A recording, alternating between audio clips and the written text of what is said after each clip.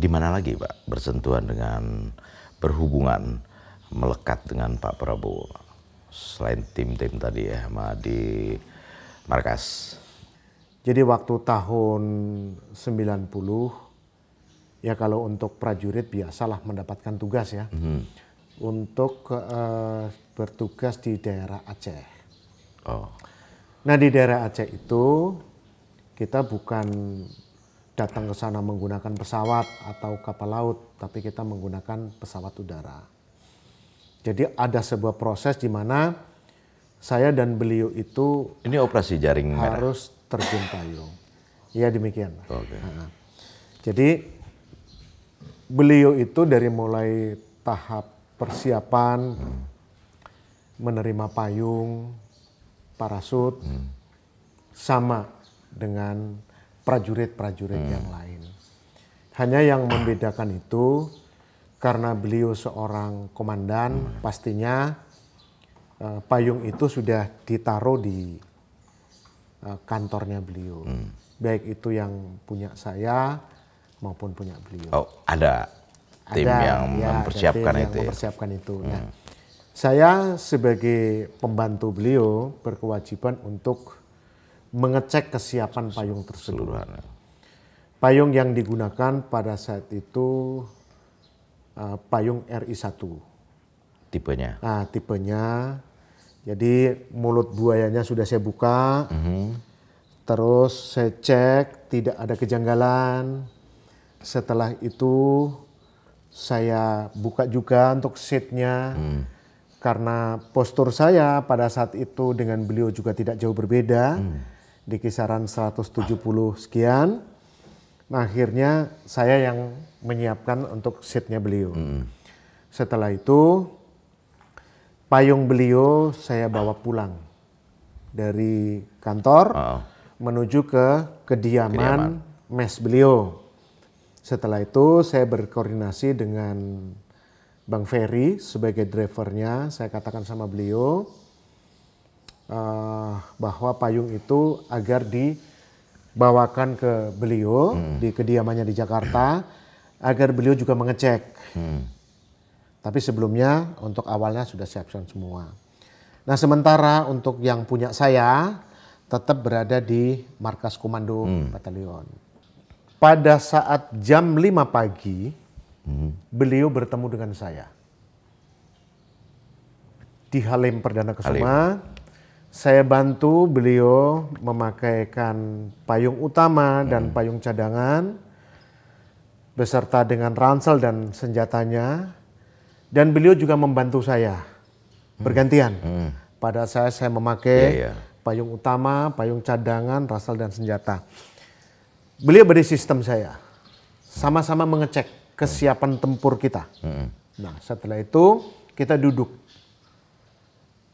berlawanan arah. Punggungan. Adu punggung. Saya menghadap ke selatan, beliau menghadap ke utara. Sambil menunggu dibacakannya manifest penerjunan.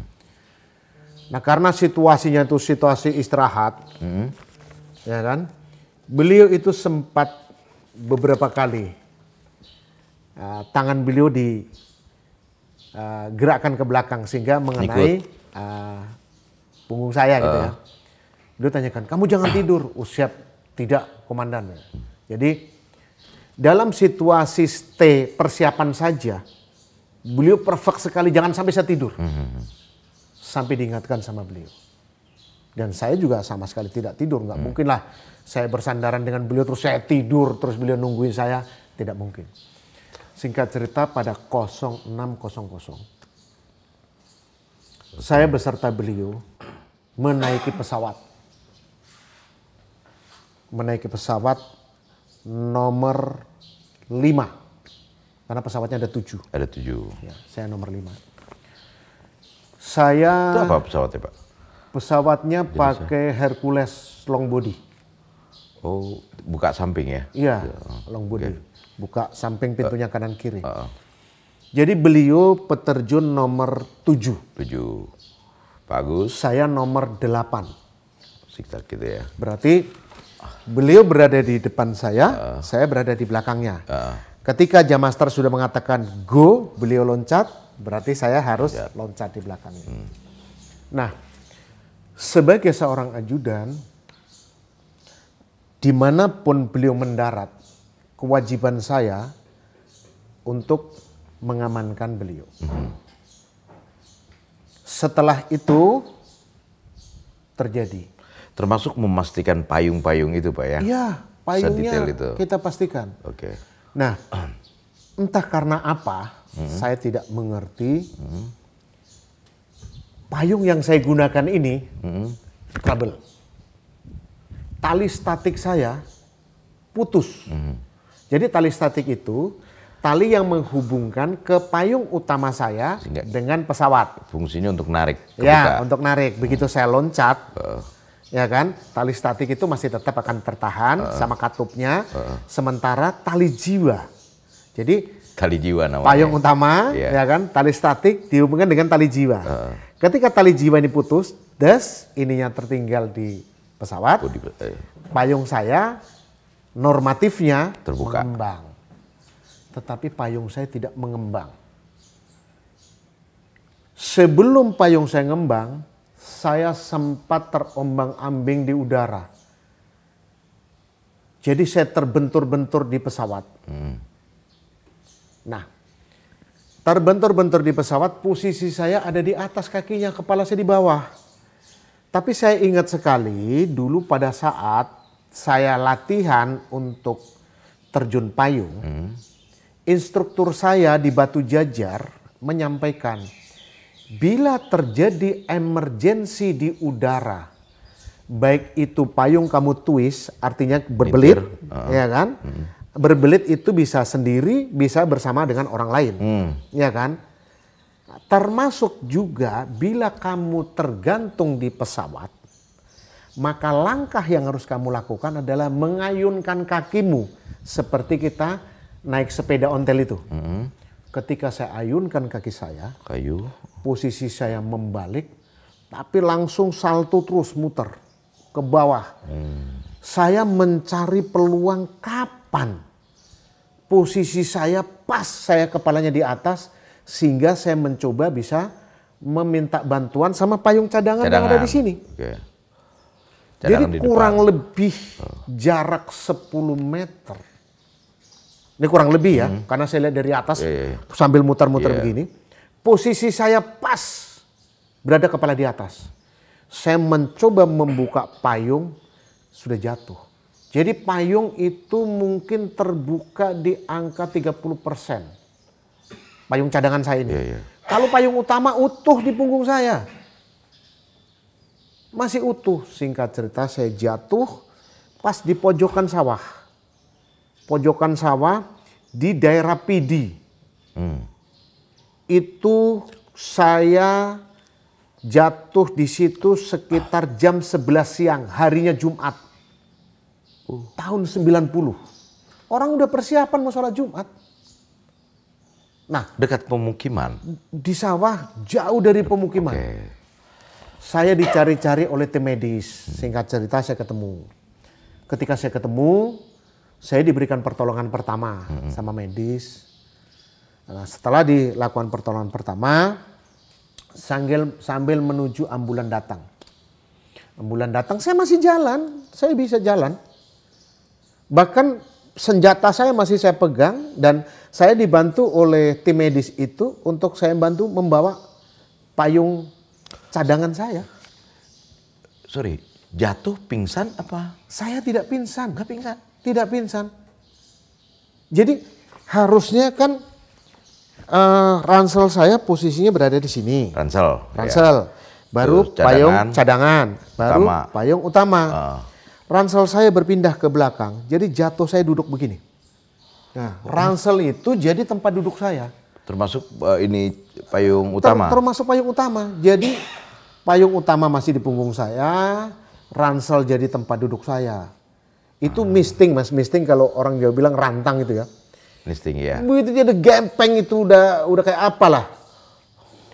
Untuk jatuh itu. Nah, tapi senjata lengkap. Amunisi masih lengkap. Yang hilang hanya helm saya. helm saya hilang. Lepas. Lepas. Nah, saya celaka atau luka, ini rahang saya ini patah. Rahang saya patah, terus leher saya ini terbelah. Robek, terus baru tangan saya ini hilang dagingnya. Oh, kebuka. Ya, buka, jadi ya darah mancur-mancur lah gitu. Nah, setelah itu saya akan dirujuk ke rumah sakit menggunakan ambulan itu. Yang mendampingi saya satu anggota medis berpangkat Bintara, Sersan 2. Yang satunya berpangkat Letnan 1. Beliau adalah dokter dari TNI. Saya lupa namanya, yang saya ingat hanya marganya saja. Nah, namanya Dr. Siregar. Mudah-mudahan beliau masih sehat, panjang umur. Karena sejak kejadian itu saya nggak pernah ketemu. Kesempatan ini saya Agustinus yang pernah Bapak tolong.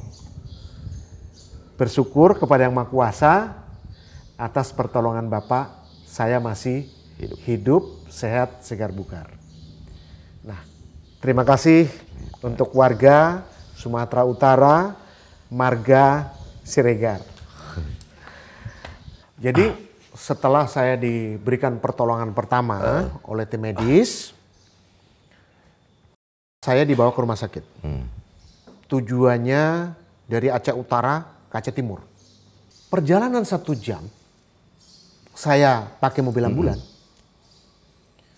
Saya sampaikan sama dokter Siregar itu, dokter berhenti. Kaget beliau kan, ada apa Pak?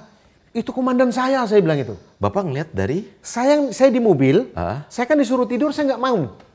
Oh, duduk. Saya duduk. Oh, bisa duduk? Saya bisa duduk. Saya disuruh tidur, saya nggak mau. Saya duduk. Nah, setelah itu mobil berhenti. Saya bilang, dokter, itu komandan saya bilang itu. Pertanyaannya, bagaimana saya bisa melihat bahwa itu komandan saya? Mobil melaju kencang.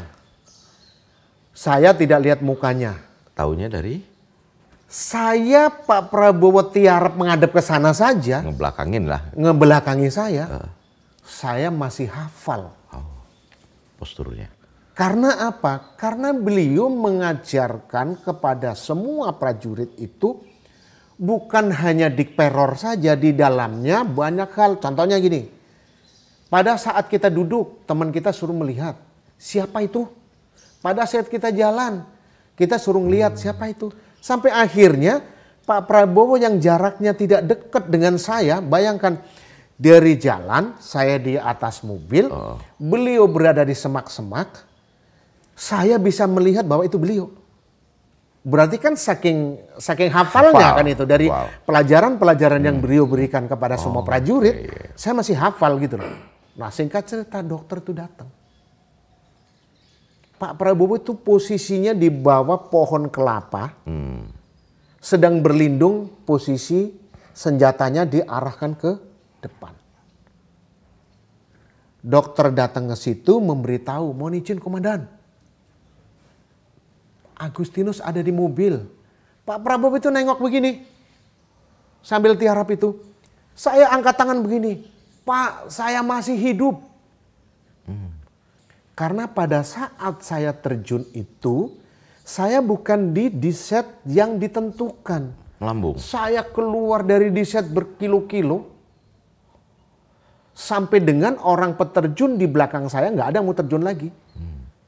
Saya peloncat ke 8, beliau peloncat ke 7, putaran ketiga masih ada 1 putaran lagi. Jadi Pak Prabowo nggak menyangka sama sekali. Tidak menyangka sama sekali.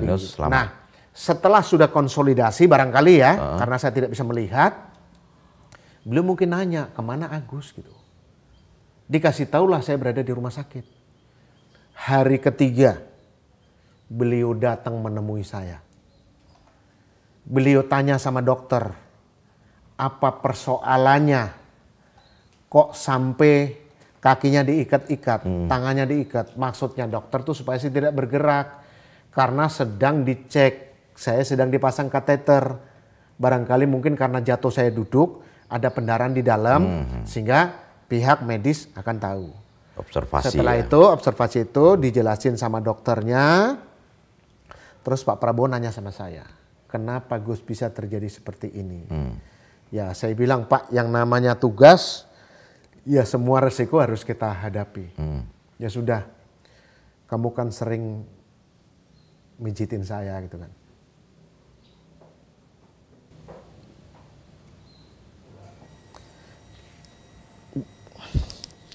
Beliau pijitin saya, Pak.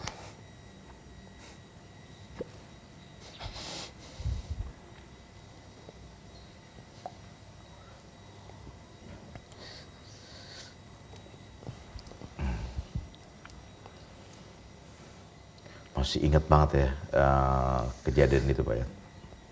Iya.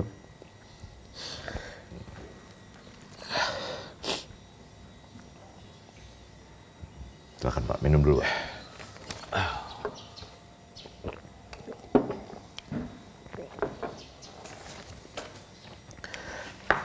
Saya minta maaf. Saya tidak menyangka bahwa Komandan beliau akan lakukan itu kepada saya. Beliau pijitin saya. Dan beliau sampaikan apa keluhannya. Kalau memang rumah sakit di Indonesia nggak bisa, beliau menyarankan untuk ke luar negeri. begitu.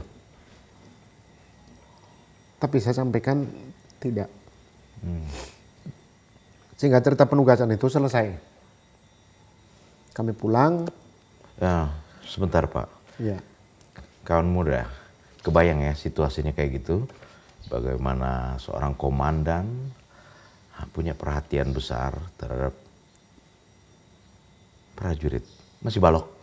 Iya Pak. Masih balok, jadi pangkat di Pangkat bawah saya sekali gitu. Pratu waktu itu. Pratu memperhatikan anak buahnya.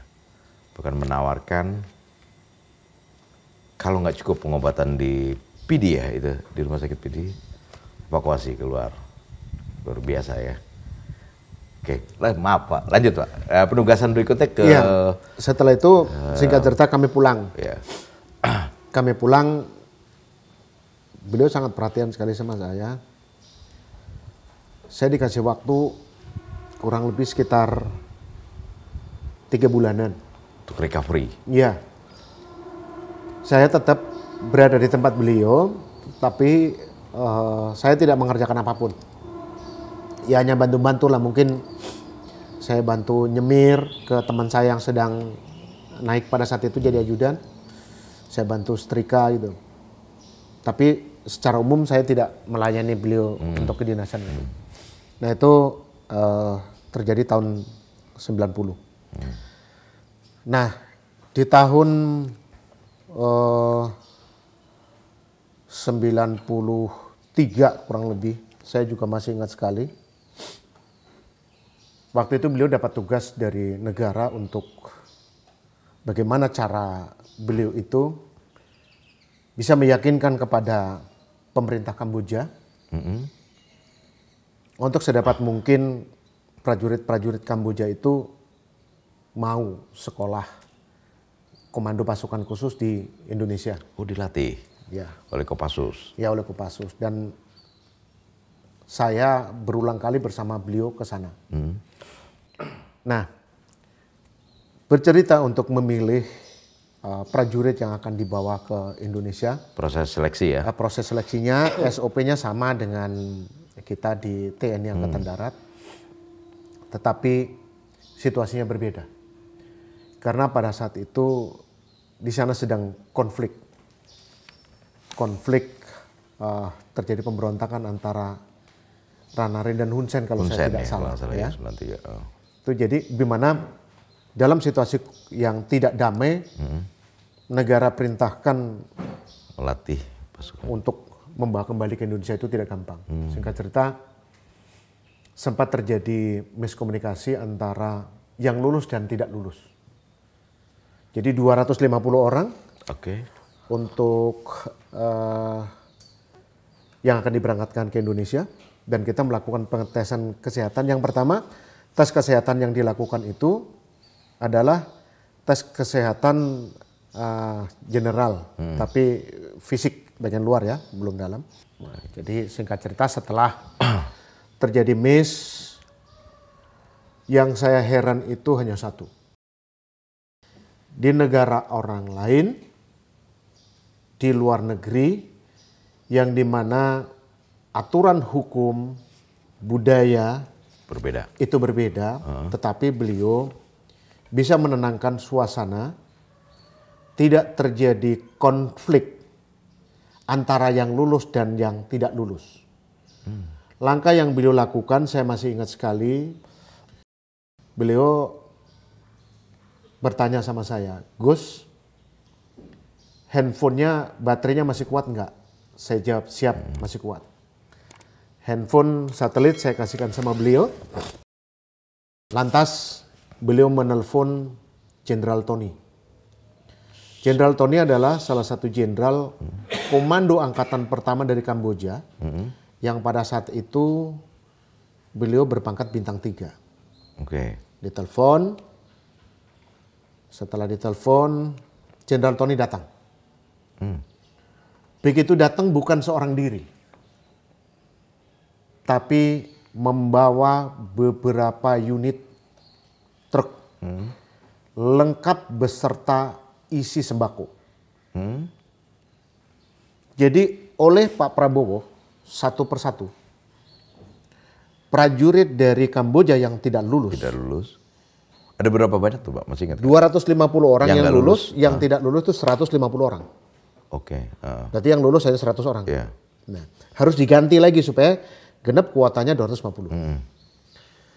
Dibacakan oleh Pak Amin. Pak Amin ini lahir di Malaysia tapi besar di Kamboja.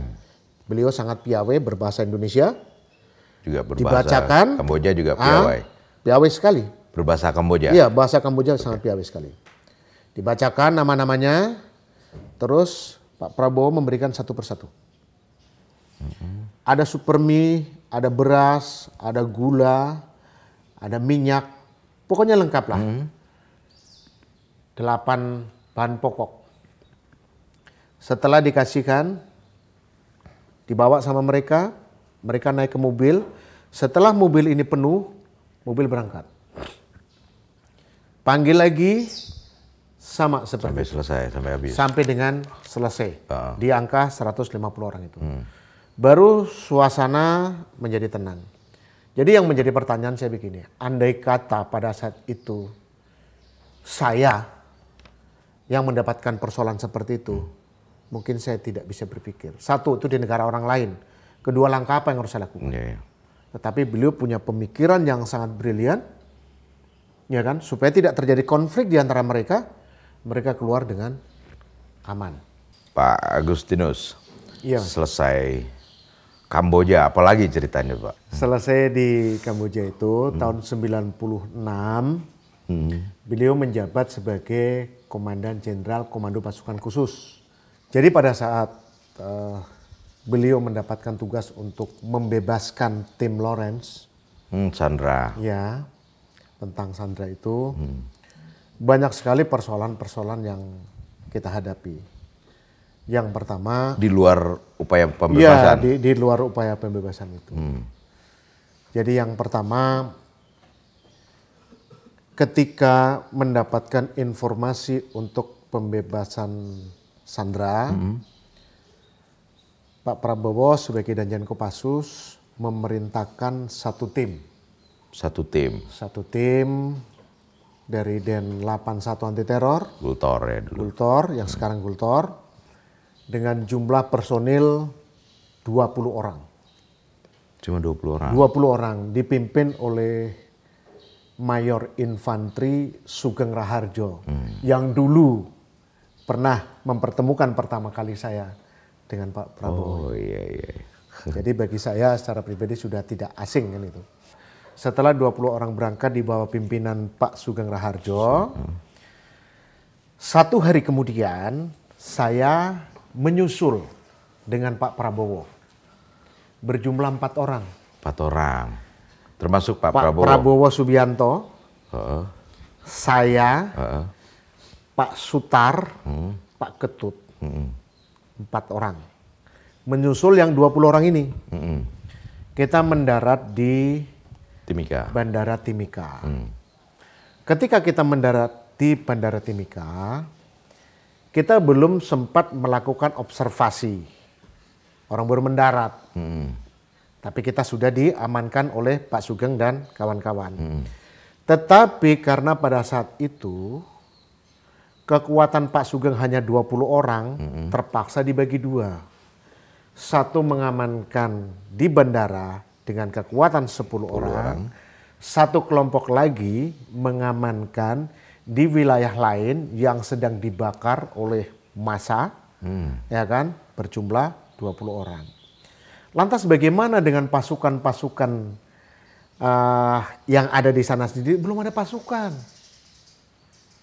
Pasukan lokal Kodam belum keluar karena ini memang misi khusus. Iya. Ya kan, tapi di dalam misi khusus itu, di situ terjadi berbagai macam persoalan. Nah, pada akhirnya terkepunglah kami. Kami itu yang berapa orang? Saya 4 orang, 4 orang. ditambah dengan 10 orang. Massa mengepung. Itu yang di bandara berarti? Yang di bandara. Massa mengepung kita berjumlah ribuan. Berjumlah ribuan. Lantas langkah apa yang dilakukan oleh Pak Prabowo? Pak Prabowo bersama saya berempat dan ditambah 10 orang pimpinan Pak Sugeng Raharjo langsung, ya kan, tidak mampu menghalau itu. Akhirnya dilakukan upaya nego. Pak Prabowo tanpa menggunakan media yang lain, nggak ada toa, nggak ada apa segala macam, langsung beliau sampaikan. Turun ke tengah massa? Di tengah massa. Terus? Di tengah massa. Jadi pada saat itu situasi luar biasa. Kalau saja mungkin bukan Pak Prabowo, saya tidak tahu bagaimana cara menyelesaikan persoalan itu. Jadi mereka yang bawa. Bagaimana caranya Pak Prabowo? Jadi beliau sampaikan, beliau maju ke tengah-tengah, beliau sampaikan, saudara-saudara sekalian, saya Prabowo Subianto, saya Komandan Jenderal Kopassus. Kalian semua berhenti, kita berbicara. Mereka berhenti, pimpinannya menyampaikan berhenti, dan mereka semua diam, baru kita lakukan nego. Masa patuh? Masa patuh. Setelah masa patuh, mereka nego. Itu belum masuk pada substansi persoalan pembebasan sandera. Itu baru memulai. Baru mendarat. Akhirnya terjadilah pembicaraan. Singkat cerita, mereka membubarkan diri. Tuntutan massa saat itu apa ya? Tuntutan massa kita juga tidak jelas. Secara institusi ke TNI, ke ABRI pada saat itu tidak jelas. Karena dia membahas tentang masalah privat. Sementara kan kita datang ke sana bukan cerita tentang privat. Nah, singkat cerita selesai. Nah, setelah itu, ya kan, pasukan sudah lengkap semua, pembagian wilayah untuk masing-masing merebut sasaran sudah diatur. Pak Prabowo sudah perintahkan sama Mayor Kairawan pada saat itu untuk membuat maket atau duplikat peta. Kontur untuk memberikan perintah operasi. Akhirnya perintah operasi pembebasan sandera diberikan kepada tim. Dibagi tim. Tim 1, tim 2, tim 3, tim 4, dan seterusnya. Masing-masing tim saya tidak hafal betul. Ya kan? Tapi saya masih ingat ada timnya Pak Rusmin, waktu itu masih Letnan 2. Ada tim Pak Made Agra, pada saat itu Letnan 1. Ada timnya almarhum, siapa itu saya lupa. Pokoknya ada 6 tim. Ada 6 tim. Akhirnya kita masing-masing menuju ke sasaran untuk memulai pembebasan sandera. Jadi pasukan yang dari atas, semuanya dari Komando Pasukan Khusus, Pasukan yang dari bawah itu pasukan gabungan. Salah satunya adalah Batalion Kostrad 305 yang dipimpin oleh Agus Rohman. Agus Rohman pada saat itu masih berpangkat kapten atau mayor lah, saya agak lupa itu. Nah, setelah itu operasi pembebasan sandera dimulai, ditemukanlah jejak yang diikutin oleh tim Kancil yang dipimpin oleh Pak Rusmin, Letnan 2 Infanteri pada saat itu. Setelah itu diikutin jejak, mentoklah dengan pasukan 305 yang dipimpin sama Agus Rohman. Akhirnya si Kelik Walik ini tidak ada cara lain karena sudah kepentok masuk ke Killing Ground pasukan kita. Akhirnya sandera dilepaskan. Tapi sebelum 36 sandera dilepaskan, ada 2 sandera yang dieksekusi di tempat. Sandera yang dieksekusi di tempat itu sandera yang dari Indonesia. Asalnya dari Sulawesi Utara. Selesai, akhirnya pasukan 305 dipimpin sama Agus Rohman, Mayor, saya ingat Mayor. Melakukan evakuasi, sementara pasukan Pak Rusmin yang mengikuti jejak itu, ya kan, melakukan evakuasi terhadap 2 orang yang dieksekusi oleh kelompok Kelik Walik. Setelah itu Ketemu ya? Ketemu, ya kan? Setelah ketemu, ya kan, baru dilakukan penanganan secara medis. Ya. Operasi pembebasan Sandra Mapenduma ini kan berhasil ya Pak ya. Jadi memang dari dulu itu Prabowo sangat menghargai prajurit-prajuritnya ya, yang setia, loyal kepada negeri ini, berprestasi dan berhasil dalam penugasan Pak ya. Setiap keberhasilan selalu beliau memberikan apresiasi Reward terhadap pelaku yang berhasil. Beliau sangat menghormati, sangat menghargai siapapun yang memang setia dan berhasil dalam menjalankan tugasnya. Pasti beliau memberikan penghargaan yang penghargaan. tinggi ya. Saya bayangkan Pak, orang yang ijazahnya SD kan berakhir kopral, disekolahkan sama beliau, akhirnya bisa sersan. Orang yang bisa ijazahnya SMP disekolahkan, akhirnya bisa perwira. Yang sudah berpangkat SMA disekolahkan lagi, akhirnya bisa menjadi perwira menengah. Itulah yang beliau lakukan itu. Kalau kepada prajuritnya, beliau kalau saya hitung dengan jari gini Pak, sampai capek saya. Membantu batalion dengan uang pribadi, saya saksinya. Memberikan apresiasi kepada orang-orang yang berhasil, saya juga saksinya. Termasuk saya juga Pak, diberikan itu. Jadi beliau paling tidak bisa melihat orang lain menderita, orang lain tidak bisa, orang lain susah. Beliau nggak bisa lihat itu. Gitu? Nggak bisa Pak. Jadi yang lebih bahagia lagi Pak, yang lebih bahagia lagi, bukan hanya saya. Saya beserta keluarga pasti. Ya. Saya beserta orang satu desa pasti. Saya beserta seorang satu kecamatan, satu kabupaten pasti.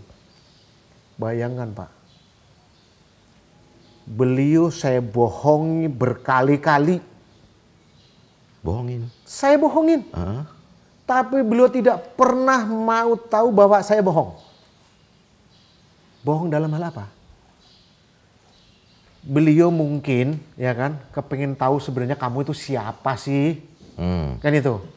Beliau meminta untuk saya didatengin ke rumahnya. Beliau pengen ke rumah? Beliau pengen ke rumah saya. Oh, oke. Saya selalu mengelak. Oke, akhirnya? Saya bilang nggak bisa Pak, jalannya nggak ada dan sebagainya.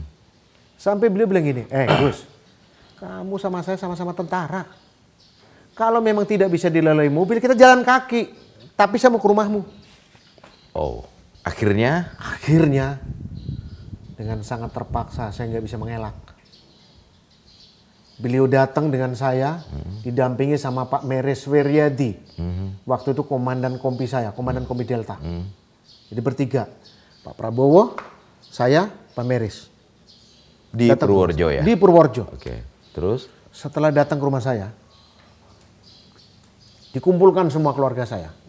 Bapak saya yang masih di kebun, jaraknya 5 kilo dari rumah saya, dijemput sama kakak saya sampai pulang. Rumah saya ya ukurannya mungkin 4x8. Oke. Dindingnya gedek. Gedek terus ya nggak ada plafon, nggak ada apa. Langsung Terus genteng. ya tanah kan gitu. Lantainya tanah. Lantainya tanah. Nah, saya punya kelinci. Kelinci tuh lari-lari. Kadang Pak Prabowo sampai diangkat gini, orang kelincinya banyak. Lari-lari lewat kaki-kaki orang itu mau keluar ke lubang-lubang yang lain kan itu. Tahun berapa tuh Pak? Itu kurang lebih sekitar tahun 92. Sebelum Mapenduma tuh ya? Iya, sebelum Kamboja ya? sebelum Mapenduma. Akhir apa dari kedatangan Pak Prabowo ke rumah keluarga Pak Agustinus nih?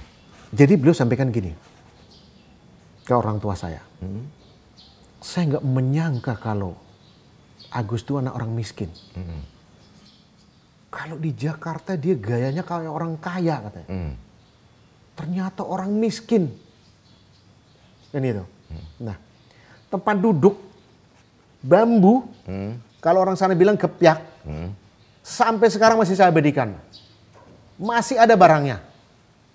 Tempat duduk Pak Prabowo tahun itu. Itu yang pertama. Yang kedua, cerita bangga, luar biasa bangganya. Sampai-sampai bapak saya mau jualan kayu ke pasar gitu kan.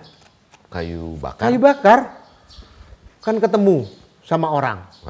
Diberhentikan, udah turunkan dulu kayumu. Salamin. Duh, ngapain salamin?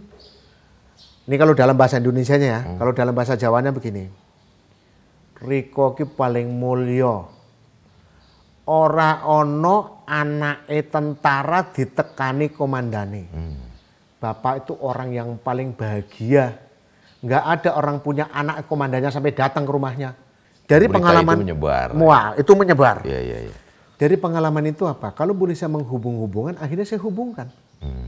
Tahun 47, Presiden Soekarno pernah datang ke desa saya. Dan Prabowo tahun 92 menginjakkan kaki juga di tanah Purworejo.